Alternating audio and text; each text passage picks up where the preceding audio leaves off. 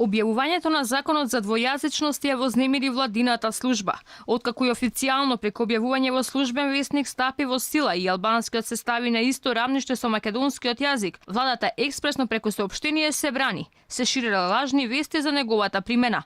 Македонскиот јазик останувал единствениот службен на целата територија на Република Македонија и се однесувал на сите немнозински заедници.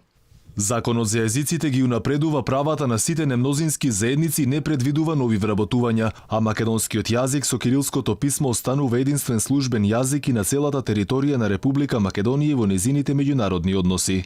Иако се правдаа дека законот нема да донесе нови вработувања во администрацијата, сепак не одрекуваа дека агенцијата која ќе биде задолжена за примена на јазикот, што го зборуваат најмалку 20% од граѓаните, ќе ги обслужува општините и другите институции во оние населени места каде што мнозинството граѓани се македонци. Дали наведените 20% се и политичката причина поради која предстојниот попис ќе се изврши без графата за етничка припадност? Директорот на Државниот завод за статистика Апостол Симовски во декември објасни како политиката интервенирала за да биде исклучен овој клучен белег. За жал, полето на интервенцијата на политиката во пописот беше токму ова прашање. Пописот обезбедува елементи кои што политиката, говорам не на политичките структури, туку на владата како политичка институција и сите останати институции на локално ниво, образованието, социјалната заштита, здравството и така натака, да ги употребат во вистинска насока, односно да носат планови, остварливи планови кои што би се реализирале во интерес на населението.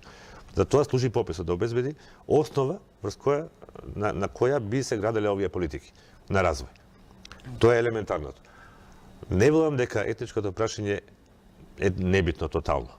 Нема употребна вредност во пописот во оваа смисла на градење на вакви политики.